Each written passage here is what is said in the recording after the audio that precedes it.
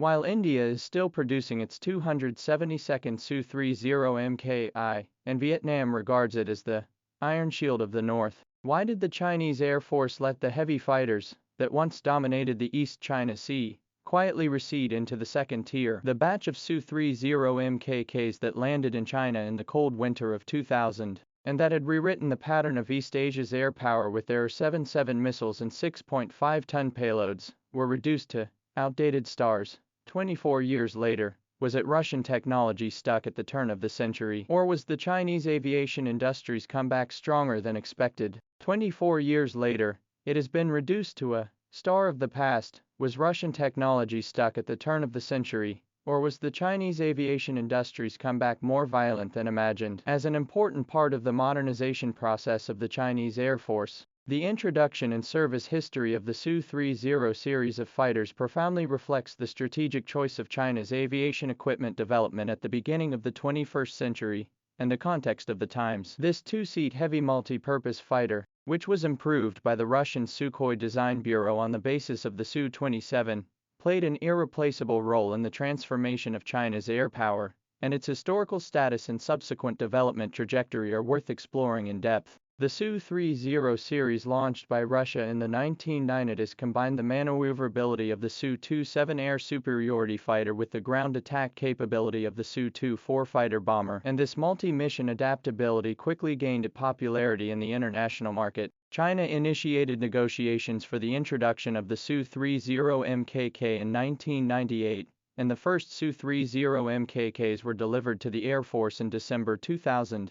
Marking the formal entry of the Chinese Air Force into the era of heavy multi-role fighters. During the same period, the introduction of the Ir-77 active medium-range projectile and the Kh-29 series of precision-guided weapons significantly enhanced the air combat capability and precision strike capability of the Chinese Air Force. By 2005, China had received a total of 76 Air Force Type Su-30MKKs and 24 Naval Air Force Type Su-30MK2s, forming the most deterrent airstrike group at that time. At the turn of the century, the main force of the Chinese Air Force was still dominated by second-generation aircraft such as the J-7 and J-8, and even the Su-27SK introduced in the 1990s. Was only capable of limiting airspace. The Su-30 broke this technical deadlock with its N001VE pulse Doppler radar and fire control system, which could simultaneously track 10 targets and attack 2 of them, forming the most advanced over-the-horizon combat system at that time together with their Ir-77 missiles. This type of aircraft in the East China Sea, the South China Sea in the direction of combat readiness to effectively deal with the neighboring countries' Mirage 2005. F-16 Block 20 and other third-generation aircraft challenges, especially in 2004 during the Taiwan Strait crisis, demonstrated a strong tactical deterrent. As China's first heavy fighter with precision ground strike capability, the Su-30 series has greatly expanded the Air Force's tactical depth. Its 12 external mounting points can carry 6.5 tons of various types of munitions, and it can mount Kh-31 supersonic anti-ship missiles to form an effective deterrent against maritime targets when performing anti-ship missions. This multi-mission capability filled the gap in equipment when the domestic Flying Leopard was not yet mature, enabling the Chinese Air Force to initially establish an offensive and defensive combat system. It is worth noting that the introduction of the Su-30 also promoted the upgrading of the domestic fighter aircraft security system. The maintenance experience of the Russian-made L-31F engine for the subsequent development of domestic turbofan engine has accumulated valuable data. However,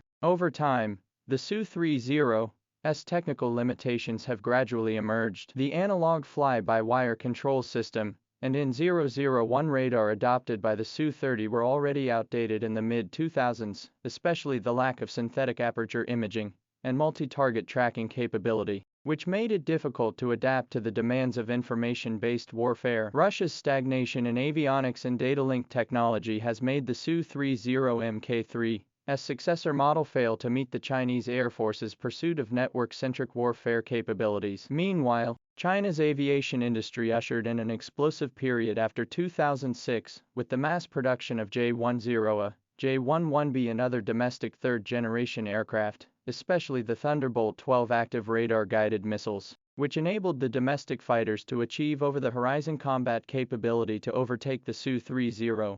This technical situation directly affected China's choice of follow-on equipment, and although the Russians pushed for the Su-30MKI after 2005, the Chinese Air Force preferred to achieve technological leapfrogging through localization. The start of the J-16 program marked this strategic shift, with the aircraft being fitted with a domestically produced active, phased array radar, integrated electronic warfare system, and digital flight control, while maintaining the aerodynamic superiority of the Su-30. Weapons compatibility has been extended to include Thunderbolt 15 long-range missiles and Hawk 12 supersonic anti-ship missiles, with a 300% increase in combat effectiveness compared to the Su-30. By 2024, the service of more than 400 J-16s will not only take over the tactical status of Su-30, but also build up a 4th-generation plus system to work with J-20 stealth fighters. Currently, the Chinese Air Force is going through a natural obsolescence cycle of 100 Su-30 series aircraft. The first batch of Su-30MKI has been in service for nearly 25 years,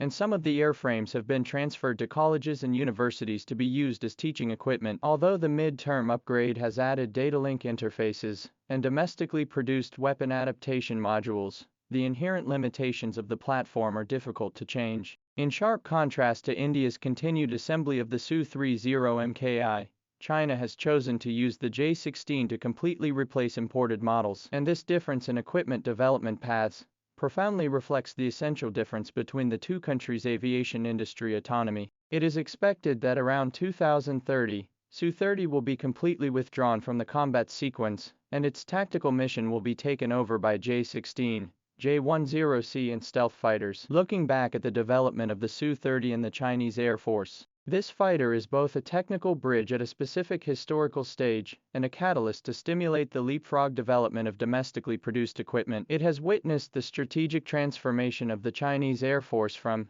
territorial air defense to air-sky integration, attack and defense, and the process of its introduction, digestion, and transcendence has vividly interpreted the law of development of introduction, absorption, innovation in contemporary Chinese national defense science and technology. As the domestic equipment system becomes more and more perfect, Su-30 will eventually complete its historical mission, but its milestone significance in the modernization process of China's Air Force will remain for a long time.